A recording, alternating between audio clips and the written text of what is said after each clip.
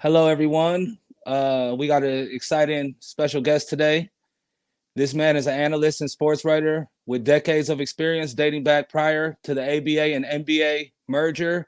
He's a two-time Victor Award winner as the nation's best columnist, Emmy nominated for the Outstanding Sports Personality as a studio analyst, the 2009 Basketball Hall of Fame's Kurt Gowdy Media Award recipient for his contributions covering the game of basketball, United States Special Forces, Green Beret, and the legendary Peter Vecsey, ladies and gentlemen. Wow. And I did that all in 78 years. It's amazing. Hey, it didn't take too long, did it? So, man, first I'd like to say, everybody thought I was going to be indicted, and instead I was inducted. Yeah, worked out great for you, huh? What's that? Man, I said it worked out pretty great for you. Yeah, it worked out. A lot of luck, believe me, a lot of luck. We could go into that luck, but I've been thinking about it a lot lately. It is pretty amazing what was accomplished without, basically going to college. Believe it or not, I didn't even graduate high school, but wow. Yeah, and never knew I could write until basically I went into the. You didn't mention this, of course, but you wouldn't know maybe, is that I went into the Merchant Marine out of high school, and I went around the world working as a scullion, which is a guy who cleans pots and pans. I worked on a passenger ship, the President Monroe, and that was in 1961, 62. And I wrote a lot of letters when I was on that trip to my friends, my parents. It was the only way. There were no cell phones back then. You weren't going to call anybody on a regular phone. It was too expensive. So I wrote letters, and off of those letters, it was decided by my friends and family that I could write a little bit. And so that's basically how it started. Oh, man, that's a great story, man. Interesting to hear how it all started from, just writing letters to your friends to where it ended up today. That's pretty amazing, definitely.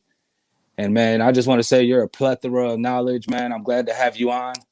And it's pretty exciting to talk basketball with you and have this opportunity to interview you and ask a few questions. Well, I appreciate coming on. I've always liked being doing these kinds of shows, especially for people like yourself who, no disrespect, but aren't well known. And right. Yeah, so that's where I come from, and that's where I'll end up. Yes, sir, man. It's always love like that. So we're gonna get right into it, man. It's the NBA anniversary 75th edition. I know you were down at All-Star break, doing some work with the Retired Players Association, and I just want to talk to you about Hoops Dujo and what's that mean to you, and what's that platform all about, and some of the guests that you had on there. If you could go ahead. Yeah, I really enjoy communicating with the old timers, since I'm an old timer myself. I stay in touch with a lot of ex players, a lot of ex coaches, a lot of ex people in management, and then I was offered by the Retired Players Association to do podcasts with some of these people. And so I've only done 8. They don't do them as regularly as I believe they should.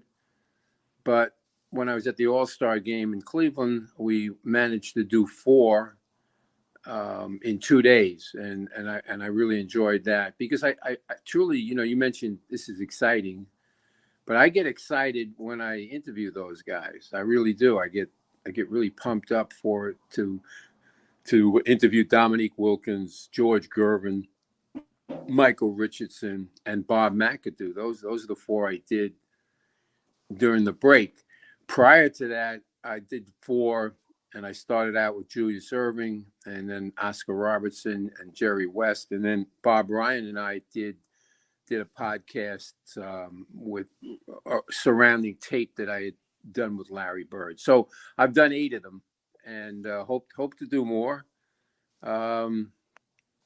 You know, they kind of let me choose who I want. I really go after people who I have great relationships with. But having said that, McAdoo and I, we were not that tight when he was playing, at least with the Knicks.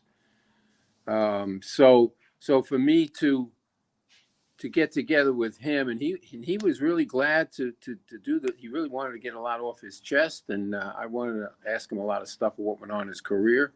And I think one of the greatest things about these interviews is that I wind up learning a lot.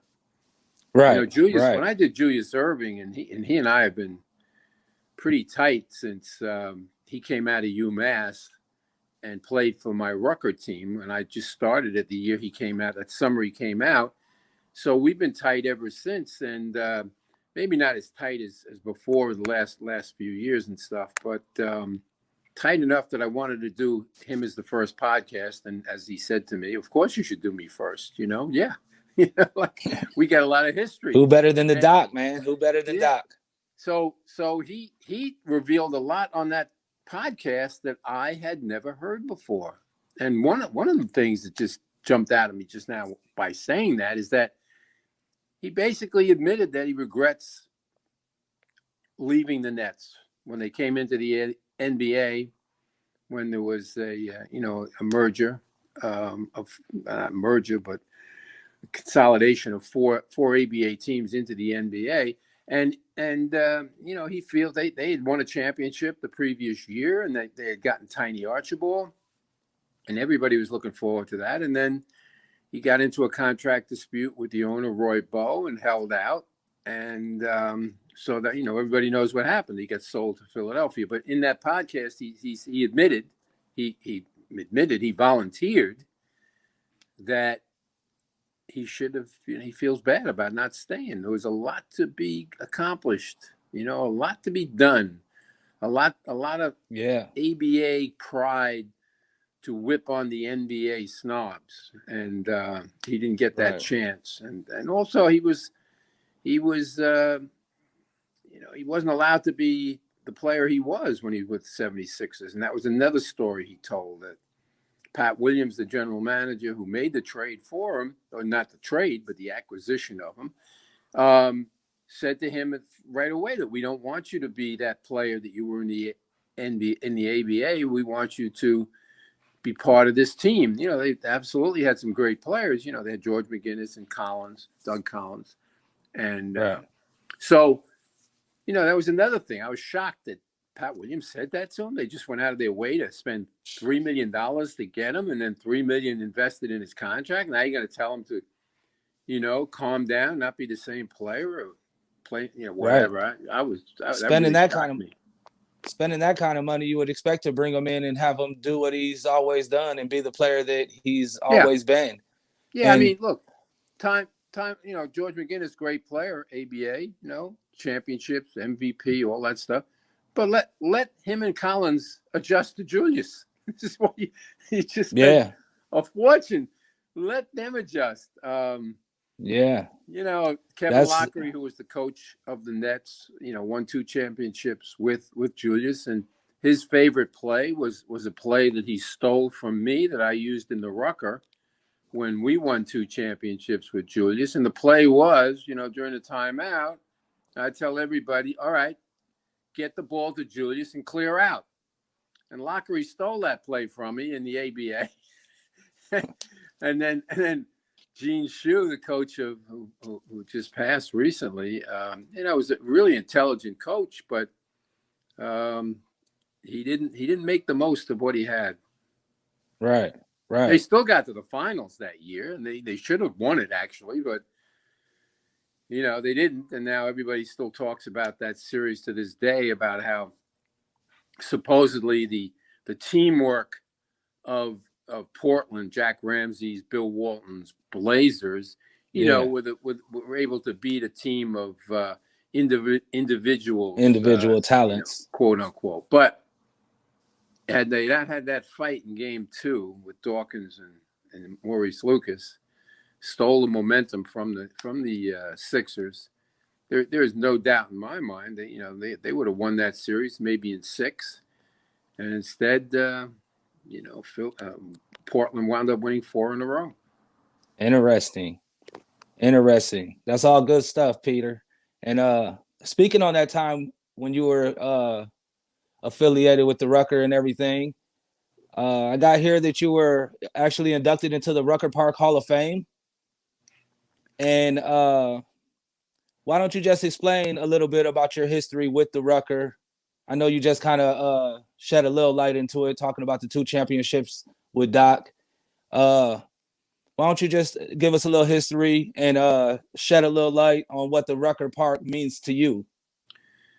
Well, I've told everybody forever that if not for the ABA and the Rucker, I never would have gained, the prominence that I gained for breaking stories, and because I met so many people in the ABA that went on to stardom in the NBA, and then we went to the summers. So I spent 6 summers of my life up in Harlem on weekends, and that was greatly appreciated by the people of Harlem and the players who played in the tournament. I brought up a pro team my first few years up there, and again, I had Julius Erving on my first team, Charlie Scott on my first team. We had a lot of Nets, we had a few Knicks. Anybody who wasn't a pro was a really good college player, who was already out of college. So those summers were unbelievably good to me, and I never felt like I was sacrificing anything. I went up there on my dime and my time, and then wrote about it at that time for the New York Daily News, and I never felt like I was, short sheeting myself. I thought I knew going up there. I was inspired by the City Game written by Pete Axelm about the Rucker and about the Knicks, and I really wanted to go up there and get a taste of that, and wound up making friends with a lot of players or people that were in Pete Axelm's book. I just, Joe Hammond and Pee Wee Kirkland and those guys. I got to know them really well. They got to know me really well, and the GOAT Earl Manigault more than anybody probably. Wow! Did you see the GOAT? Did you see Earl and I became very, very tight. And, did you watch him play at the Rucker? Well, not only did I watch him play, I guarded him for a half in one game. Wow, how'd that go? Let me say, by then Earl Manigault was not the GOAT anymore. He'd had a drug problem. He's a little older now. I'm not as old as me, but he's a little older now. And he he didn't have what he had before. But right. He had tried out for Utah of the ABA and didn't make it. Came back to Harlem. Still had a drug problem. I tell the story. I wrote his obituary when he died, and his wife and kids. The last I heard had it framed and hanging in their home. But when he had this drug problem, I was going through a divorce, and I had an apartment in Lower Manhattan by myself, and he was hiding out from drug dealers. And I let him stay in my apartment for a couple of weeks with me. And then I gave him money to take the train down to Charleston, South Carolina, where he's from. And the rest is history. And he came back, at some point, I don't remember when, but he came back and he was clean. And he started the Earl Manigault basketball tournament up in Harlem. And I brought up a team from my neighborhood and played up there. And so there's just, a lot of camaraderie and a lot of caring and a lot of love for a lot of those guys up there. I never in 6 years, and we won 4 championships, 2 with Julius, and then I came back with a team in the early 80s. So Julius was the early 70s. Okay. Came back with the team in the early 80s. For 2 years, we won 2 championships because of guys like Sam Worthen and Louis Orr. I heard from, I don't know if you know Sam Worthen, but I heard from him today. He wishes me a happy Easter today. Sam played for Marquette. He was an unbelievable player. Right. 6'6" guard who could do all the and one stuff before and one discovered it. Wow. And he basically won me 2 championships. But and like I said, still in touch with these guys. And so I could go in 18 different tangents about how good it was to be up there. But I was gonna say I never had one problem in the 6 years ever, not even Wow. remotely. I could go from the schoolyard from Rucker into Harlem, have dinner, go out at night, with people, without people, whatever, and great times. And at that time when I started, I didn't have any problems. But as I wrote in a chapter of my book that's still unpublished, unfinished, when I went up there in 1971, they had the Black Liberation Front had just assassinated two policemen right across the street from the Rucker tournament in the Wow. Polo Grounds projects. I mean, it's a very, very famous assassination, infamous assassination. And so, two policemen, one was white, one was black. And here I am, white, walking around Harlem like I owned it. But the word got out. Like, Yeah. treat me good. And they did. Yeah. And I can tell talking to you that, the Rucker Park has played a major role and been a huge influence in your life. And that's good to hear, man.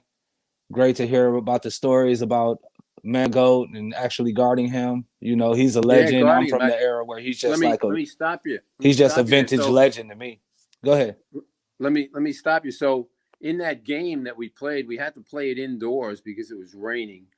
And we went indoors to some small gym, and a lot of our players didn't show up. That's why I played a half. And Julius showed up, and trying to think, guys you might know, Manny Leaks, who's from Cleveland, out of Cleveland.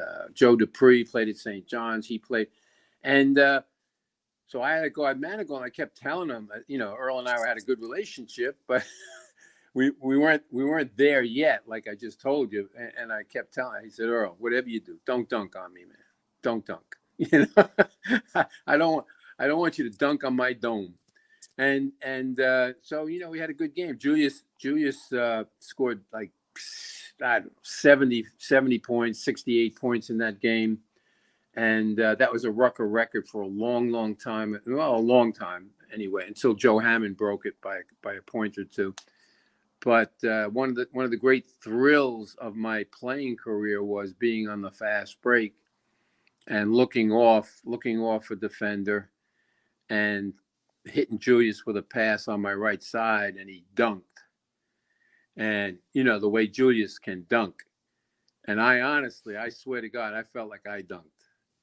That was one of the great highlights of Wow. my career. Yeah. Wow. I could just imagine gracing the court with somebody like Julius Erving myself. Yeah, no, it's interesting. unforgettable. And I have some photos up here in my office that when Julius was holding out from the Nets, he was working out, trying to stay in shape in Hempstead High School, and which he's from Roosevelt, which is right next door. So I would go occasionally and work out with him. And so I have 5 photos framed on my wall here. I don't know should I try to show them to you? Oh man, why not? All right. Well, let me show them. So I never really showed them to anybody before, but let's see if I can do that. So this is exclusive first time. First time. So let me see.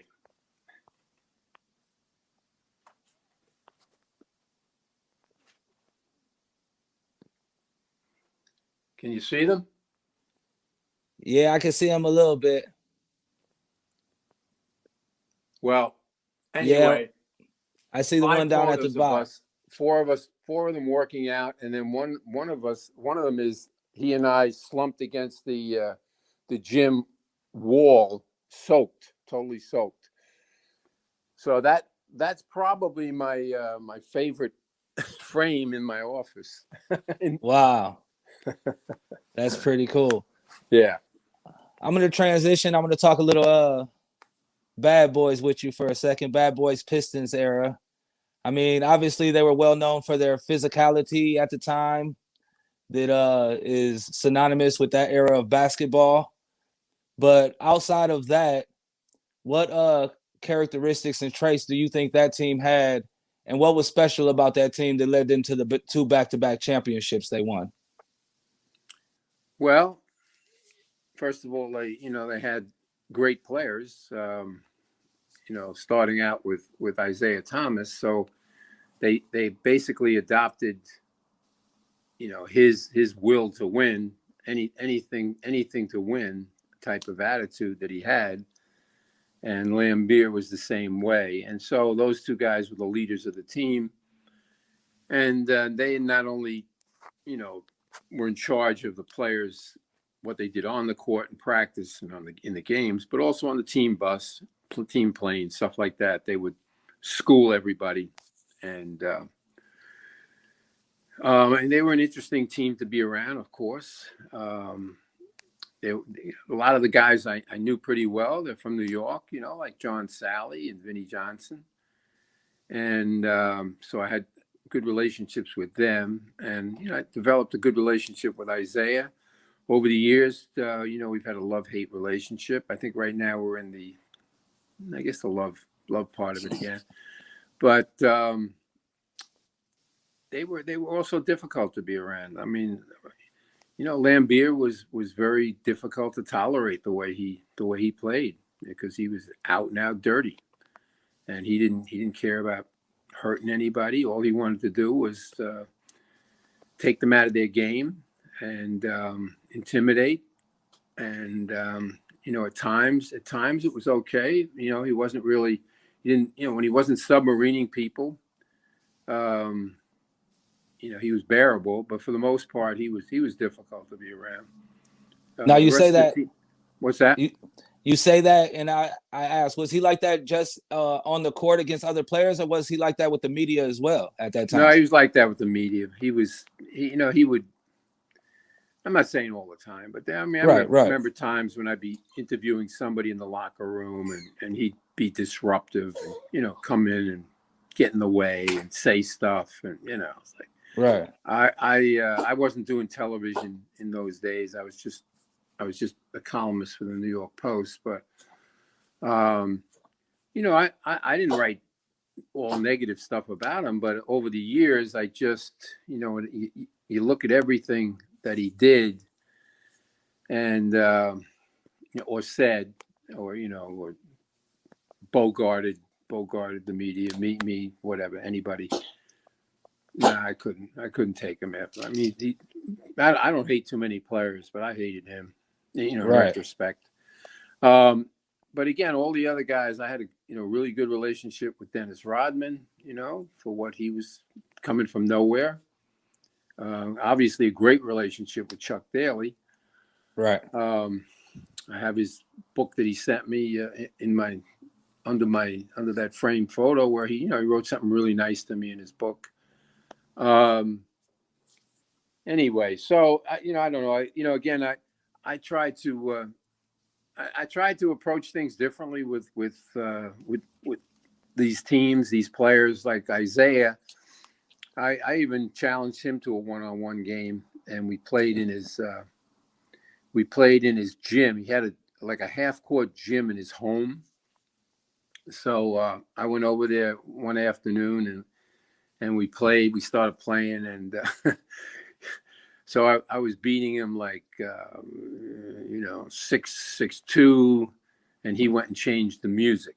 So I got to change the music. Yeah. Fuck this. He said, I'm changing the music. And then I'm beating him 9-4, whatever. He changes the music again, Right. And so we were playing a 21 game. So he ended up beating me 21-16 or something. He changed the music 3 times. and we played 3 games. And I think he really gained a lot of respect for him because he saw I could play. And Right. we had three games where he didn't kill me. He was all 21, 15, 16, whatever. And so that relationship really was enhanced by playing him one-on-one. Nice. That's all good stuff, man. It's fun just sitting here asking questions, picking your brain, and just hearing some of the stories you got. Pretty Hearing interesting stories stuff. I never gave before. Yeah, that's something I noticed when I watched some other podcasts that you was on, that you made sure you always let it be known that you try to share new stories and give new information. So, well, that's it's all according to the question. So, you should tell the people I got a Band-Aid on my face because I just had Mohs surgery a couple of days ago. I've had a lot of problems with skin cancer in the last 10 years or so. And this is the latest. man. That's why I'm wearing a hat too. They did a number on me Friday. Right. Well, I'm glad you're doing well. I'm sure everybody out here listening is happy you're doing well. And cancer is not good for anybody. Nobody likes it. I had family that passed from cancer and things like that. And I'm glad you're still here. I'm glad you're telling your story. And I'm glad you're carrying on in a professional, productive way today. I appreciate it. Thank you. Yes, sir. And with that said, man, we'll move in to some other things. Why don't you tell me about your time with the ABA? I hear you started with the ABA. Why don't you tell me what that was like and the difference between covering the sport then in comparison to now with the social media and all the different things they have now that just wasn't available at that time? Well, I'll start at the tail end. So I retired in 2012 from the Post, and social media was basically, it had begun, but not nearly what it is today. And I remember that my sports editor said that there were people, you're saying stuff on Twitter that people are going like, what the hell? I said, I'm not even on Twitter. I said, I don't even know what you're talking about. But there were like several people who were using my name on Twitter. And that was in 2011. And I said, I'm never going on Twitter. That ain't happening. But as it turns out, I got on right at the end before I retired. And I wish it had been around when I was at full strength and, putting out, was productive on a daily basis, because I think I would have, done a real good job with that. I still enjoy it. I really do enjoy Twitter. I don't take any disrespect from anybody. You disrespect me once, you're blocked. It's over. And I block friends. I don't really care, because friends think they can say anything to me on Twitter. No, you can't. You really can't. So the people, I know several of my friends, ex-friends, were shocked that I blocked them. I said, man, I'm not. You want to say something to me, get on the telephone, we could talk about it. I said, but I'm not. If I have an opinion and you don't like it, that's fine, but don't be coming back at me with smack. I don't want to. Just want anyway. Right. So that's today. So going back though, the ABA was I'm so grateful that there was an ABA, because without an ABA, I would not have gotten a chance to show what I could do. I didn't even know what I could do. Again, I'd come out of the Army in 67. I did 2 years, 65 to 67. And then I went back to my job as a statistician with the New York Daily News. And they had to keep that job open. That was a rule. If you went in the Army, they had to keep your job open. So, and that's when I decided to start writing. Nobody wanted to cover the Nets. The Knicks started to become really good then. 68, 69. They get Bill Bradley. They make that big trade for DeBusschere, and in 67 or 68, whatever it is. And so I volunteered to cover the Nets. And so I started going up to their games in Teaneck Armory in New Jersey. That's where they began. They were the Americans then. And then they moved out to Long Island. I continued to do it again on my time, my dime, just putting in the, just showing the effort. And had I not had had I not been able to cover a team that my paper really didn't care about, I never would have been able to, learn how to write. I was just learning how to write. I didn't go to college. I said, 6 months or so, but I didn't know how to write, and so I would be able to make mistakes, that nobody was really paying too much attention to. My father was in the business, and he would help me. He was a sports writer, and then he worked for Associated Press and the Daily News, and he would show me things, but nobody else did. Everyone else was just like, who cares about the Nets? So thank God for the Nets. And then that went on for a number of years. They'd gone from Long Island. They were Island Garden, and they opened the Nassau Coliseum. And I don't think I got promoted until, wow. So I started in 1967 writing.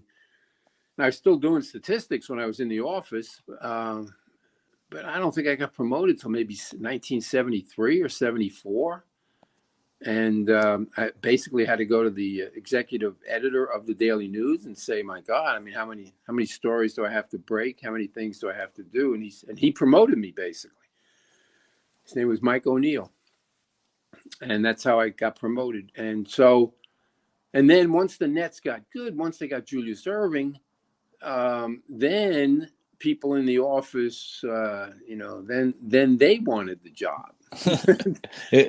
Right. They would like, how it is. So yeah, would be, subverting me in the office when I was out covering stuff. And I'm not saying my writing was any good or whatever. I'm just learning, and they'd be talking crap about me or rewriting me and stuff. And right. I remember coming home after one.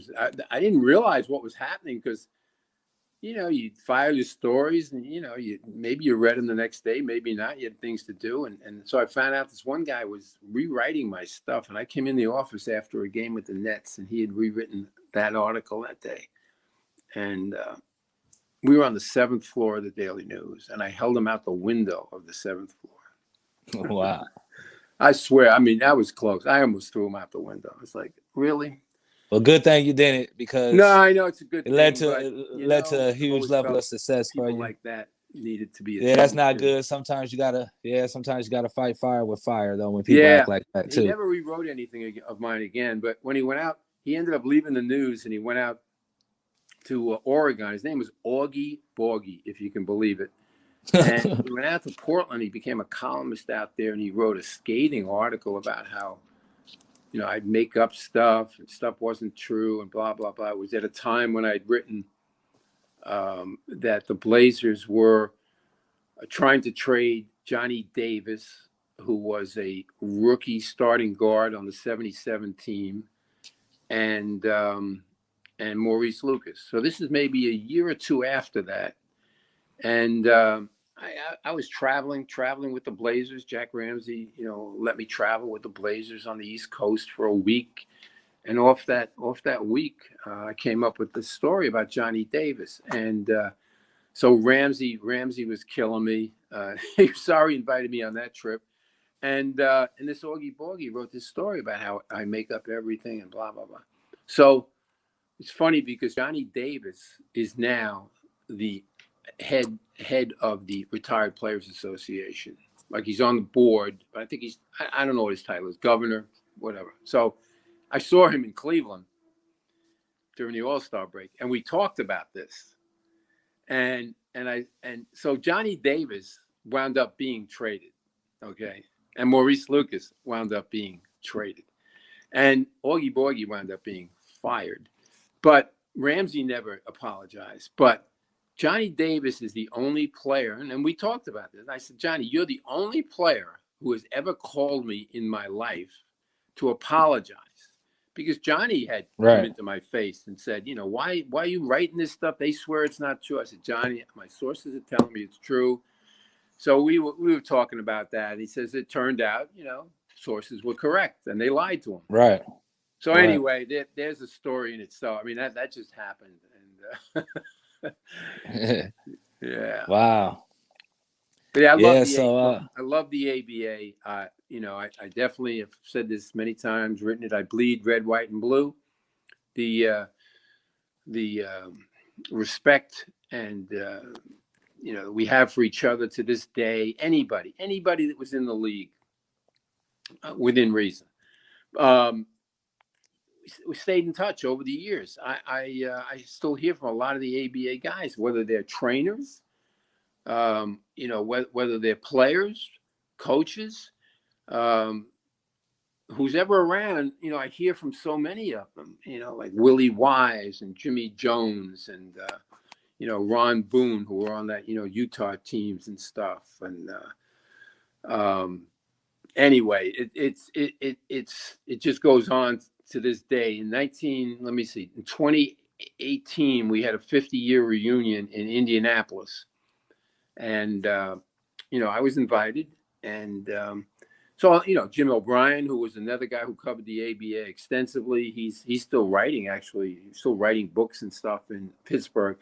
He worked at the New York Post at the time. He was invited. Well, a lot of us were invited.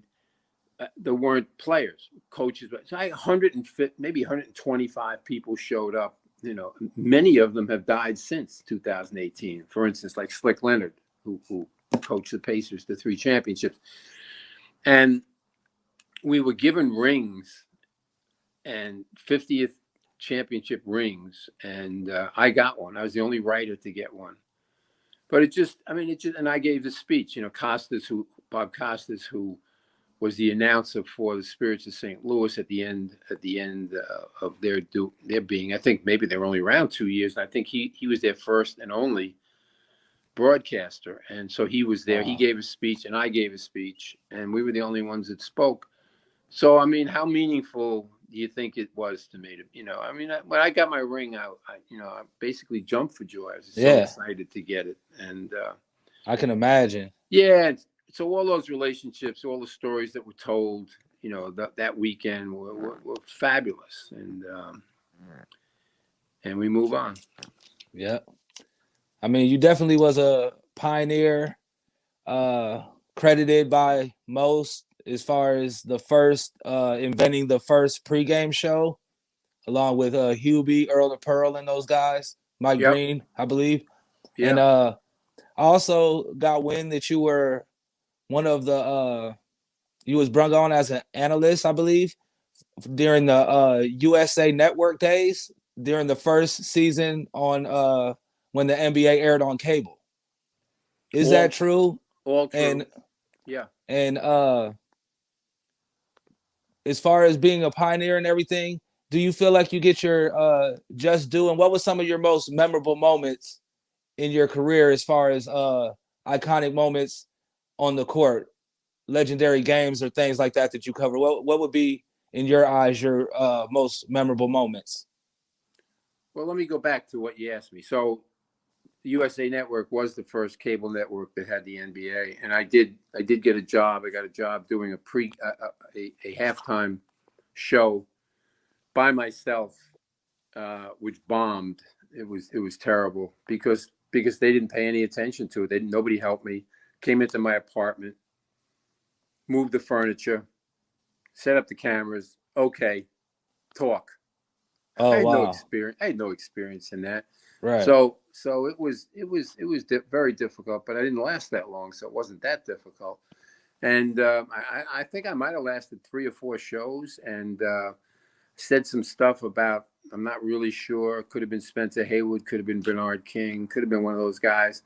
And David Stern didn't like it at all, and David called me up and fired me, and but told me that they were going to pay me for the year. So I got paid for the year. It wasn't great money, but whatever. I got paid for the year. I used it to buy furniture for a home I had just built, and right. We the living room and the dining room with the furniture that he paid for, and we ended up calling it the David Stern rooms.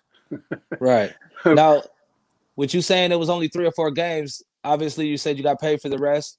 That was early in the season. Did you actually do the halftime show for the first airing of, on the cable network? That's pretty revolutionary. And that right there, I like to say that changed the viewing perspective from fans. Well, I don't think that did. I don't think that did, because I was there such a short time. And no, I don't think I'm amazed you remember it. You did your research, you found out about it. But I think what changed, what really did change it, was that when Hubie was out of a job coaching, I came up with the idea of a halftime show, and we did the pilot. And again, you mentioned all the names, and I was the one that put that together. Earl Monroe was my guest. Hubie and I would be there talking about things that went on in the week, and then we would argue about things. And then I had Mike Breen, who was just starting to come into his own, or just hadn't come into his own. He just gotten out of college, Fordham. I'd known him at Fordham. He and Mike Kay were at Fordham together, and I used to do their show up at Fordham. Right. And I asked him to MC it, and so we did the pilot, and it sold. And we did 10 segments that year. Nice. Exactly the way NBC wound up doing them years later.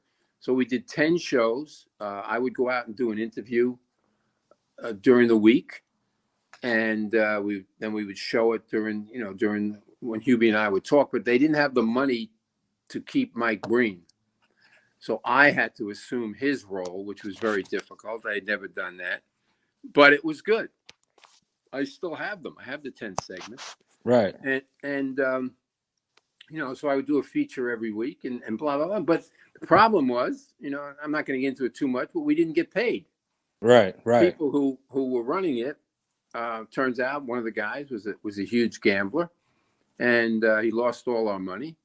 And I had to sue him and his production company for the money for me and Hubie. And I point this out all the time. Hubie never gave me half of what I had to pay my lawyer to get it done. But we only got paid 2/3 of what they owed us.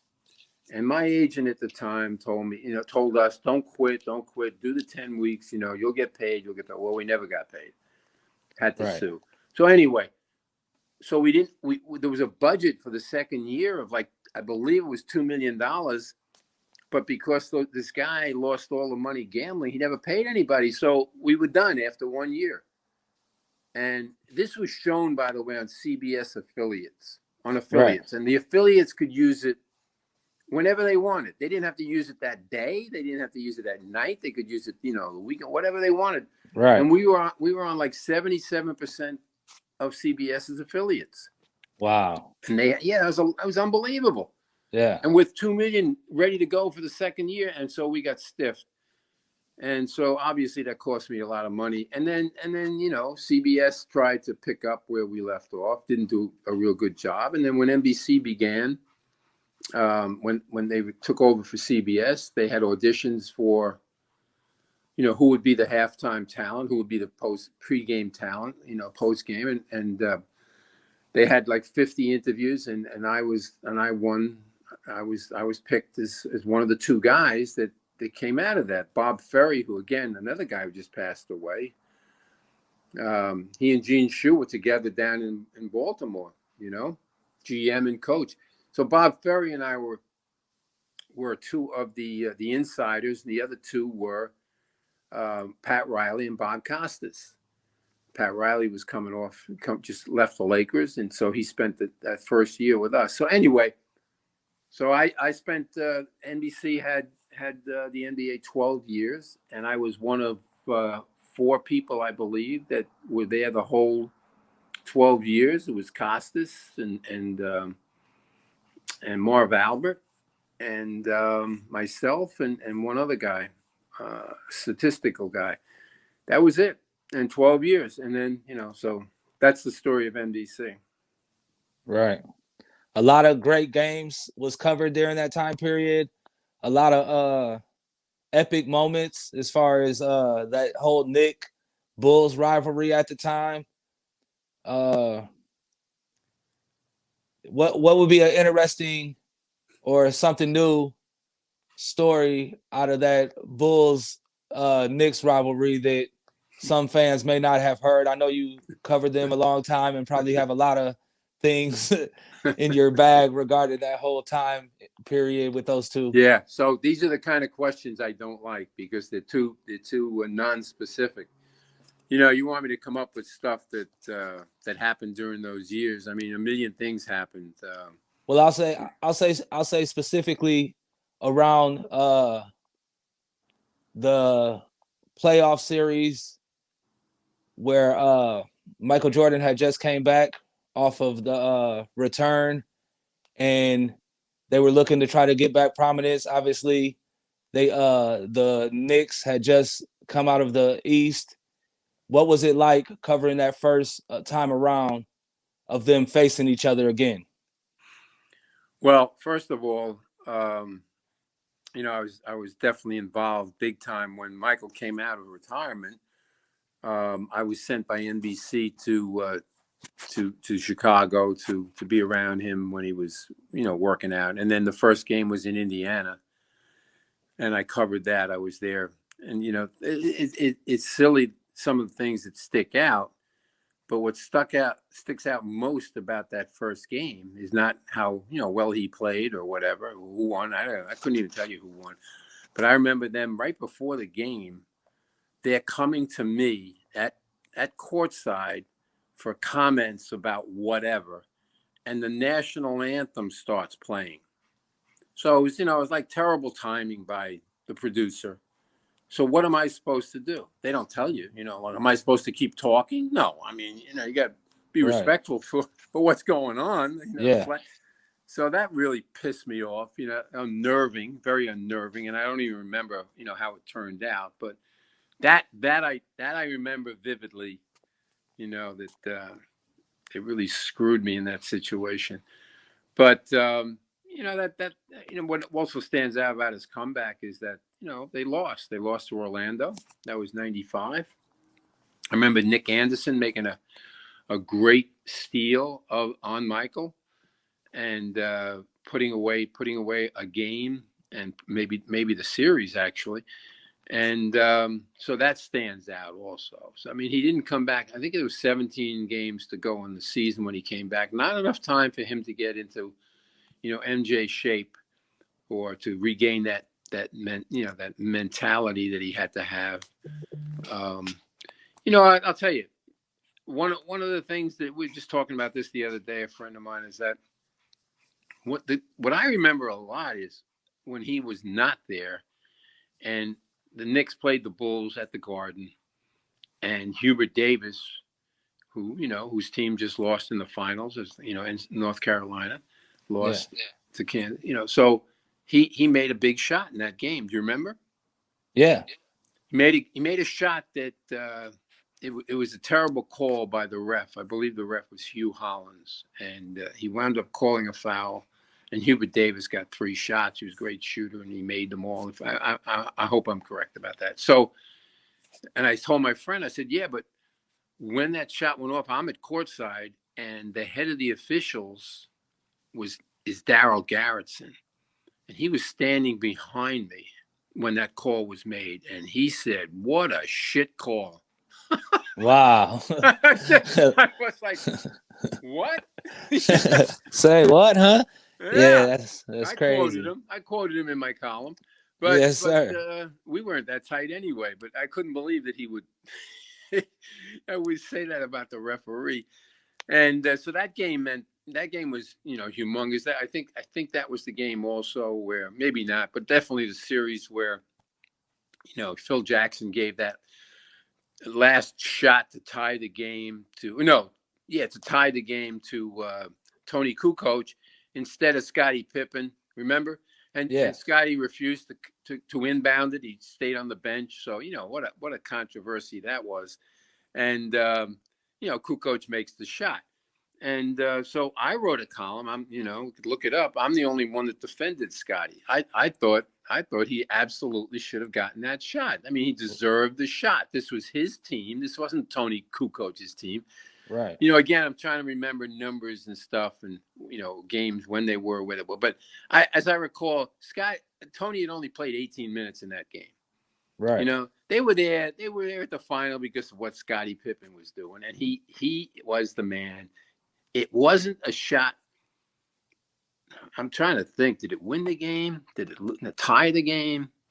I can't even remember. But whatever. I think it won it.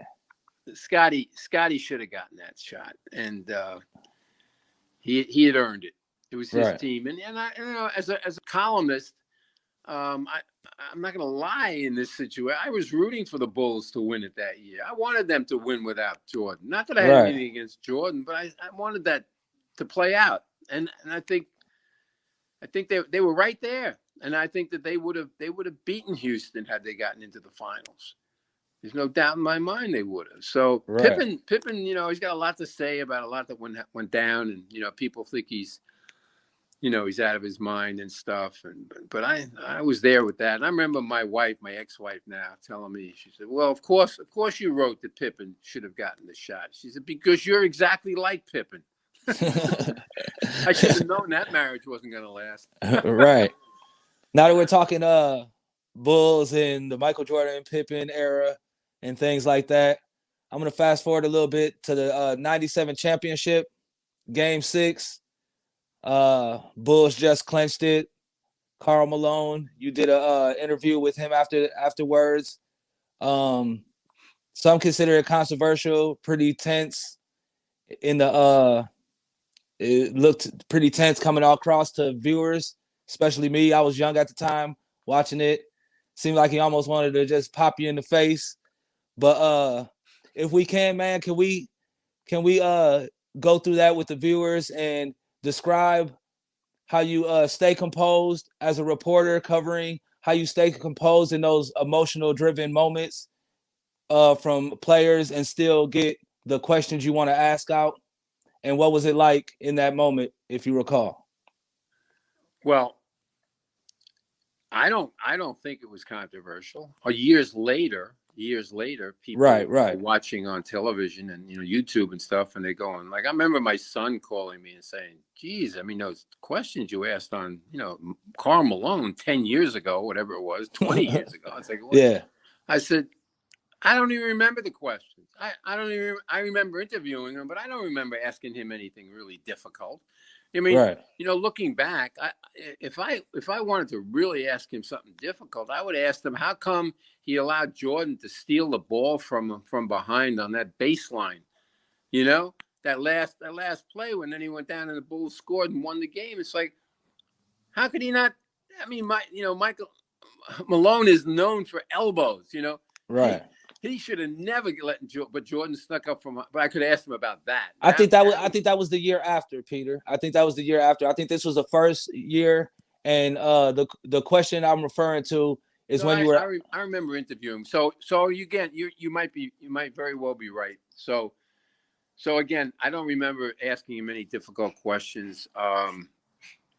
Somebody has to ask the losing guy some tough questions. Nobody likes to lose, and so I asked him questions, for year. And again, like at an all-star game in New Orleans about, I don't know, 5-6 years ago, I saw Karl and I said, everybody's really upset about those questions that I asked you after the game. And he said, "What questions?" I don't remember any questions.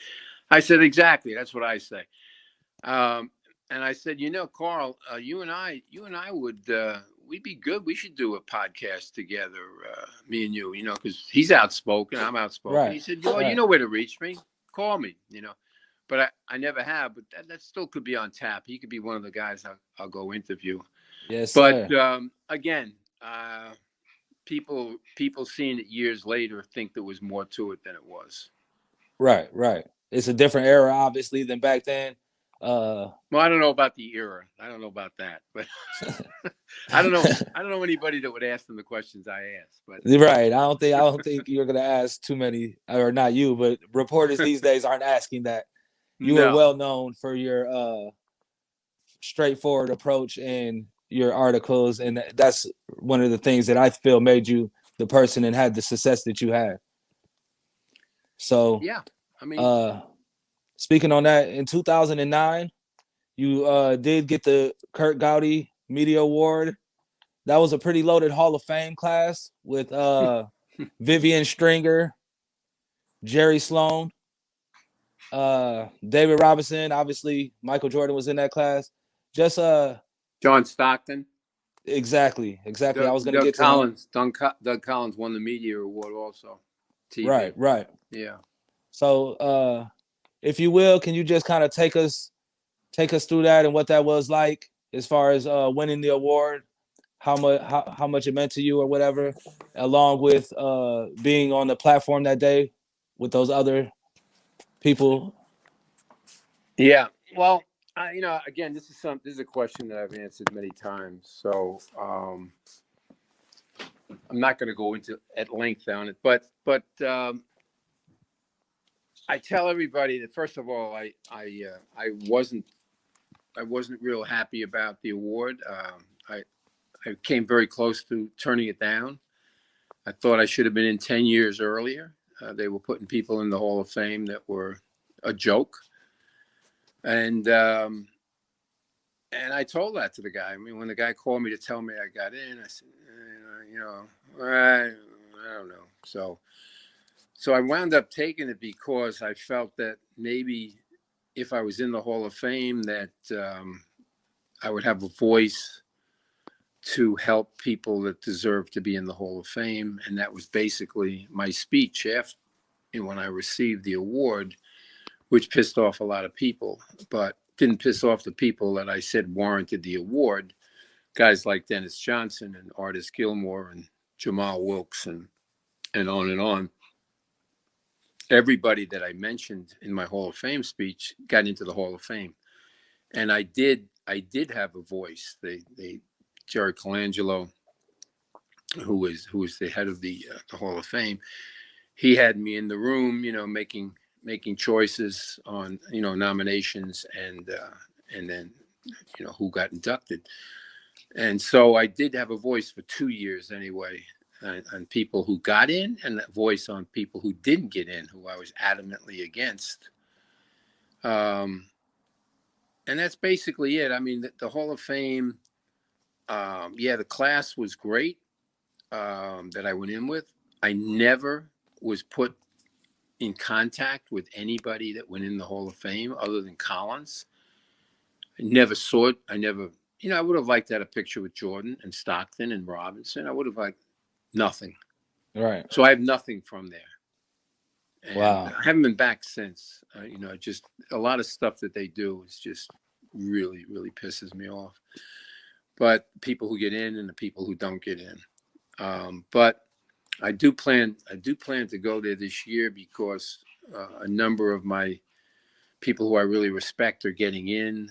Larry Costello, who's been dead for basically 20 years, should have been inducted 25 years ago. He's finally coming in as a contributor, which is a joke, another joke that the Hall of Fame hadn't put him in as a coach. He's got one of the highest percentages as a coach of any coach, but he didn't get in. He's going in as a contributor. Get the hell out of here. I mean, there are Nike executives that get in as contributors and above, like Larry Costello. You know that Casey Jones is not in the Hall of Fame as a coach. He's not in the Hall of Fame as a coach. He's got I think the that's absolutely ridiculous. Third highest percentage ever, and was just voted to the top 15 coaches ever. And he's not in the Hall of Fame as a coach. I mean, you could go on and on. But anyway, I'm going because Costello's going in. Del Harris is going in as a contributor. And so I want to be there for those guys and a couple others that are going in this year. Nice. How's that? Nice. So I like to ask, what would be if there was one era of basketball that you feel transcended it and really catapulted it? I know everybody says the Magic Johnson. Yeah, I'm not going to go there. I swear I hate those kind of questions. I hate speculation questions. I mean, who the hell knows? Who the hell knows who was the best era? Who's the best players? I will say that it's shocking to me how many great young players there are today that get no exposure until now. And I tweeted about that yesterday, the day before. It's like I'm seeing a lot of these guys, these young guys, for the first time for any great lengths against really stiff competition. and I'm just amazed. Every team in the playoffs and several teams that didn't make the playoffs have young guys that are spectacular. So, national television, I have no respect for the people who run these things. Why they can't make command decisions to stop forcing the Lakers in particular onto the audience when there's nothing happening there just because of LeBron James. I mean, what? So we're going to go watch LeBron James score 35 points, and we'll talk about how he's past this guy and he's on the on route to pass Kareem Abdul-Jabbar as the highest score. I don't care about that stuff. And I mean, they're killing it. They just kill it. So I hardly watch during the season. That's why I'm really glad to see, the great players who, I mean, the game today, of course, we know what the Nets have and what Boston has. Tremendous games. Unfortunately, it's a first round game series. But we know those players. But when I'm talking about, watching Cleveland and watching Atlanta and Memphis, and I mean, God, so many good players. Yeah. The Ja Morants of the league, the Garlands, players like that. I mean, Garland. I mean, my God, Garland. I mean, we talk about Trey, we talk about Ja, we talk about, Luka and stuff, and then you get Garland. Well, what the hell? Right. Seems like, there's a lot of talent around the league and they're not getting their just due as far as national televised games and things like that. It would be nice to see a large variety of teams on that platform. And speaking of young players, have you had a chance to take a look at some of the young players going for Rookie of the Year this year? No, not really. I mean, I saw Barnes the other day. For the first time at any length. Terrific. Who else is up for it? Is the Cleveland forward? I believe the three top choices is Scotty Barnes for Toronto Raptors, Cade Cunningham with the Detroit Pistons, and Evan Mobley for the Cleveland Cavaliers. Okay. So Mobley is fantastic. Right. I have not seen Cunningham because why would I? He's not on national television. Right. They didn't have a good team, but they came on at the end of the year.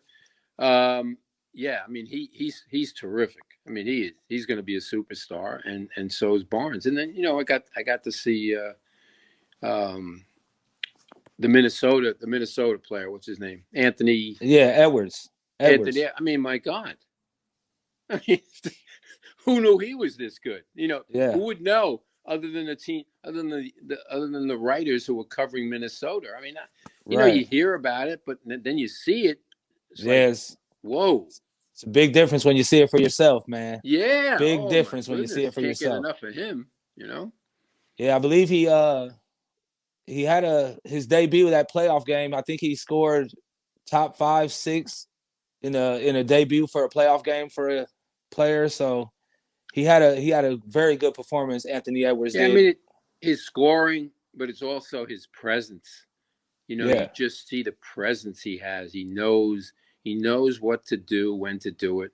Yeah, he took a few bad shots, but for the most part, just a great game. Really enjoyed watching him. He's the kind of guy that if I had my Rucker team, he'd be the guy I'd be after. Yes, sir. Be going for number 5 then. Yeah. So listen, I'm gonna have to go. I've got a dinner appointment. So we're good, right? Yes, sir, man. Once again, thanks for coming on. Definitely enjoyed talking to you. Hopefully, we'll get a chance to talk basketball again in the future. And this is good stuff, man. Appreciate you. Have a good day. Enjoy the rest of your Easter holiday. Enjoy the rest of the playoffs. Yes, sir. You too. Okay.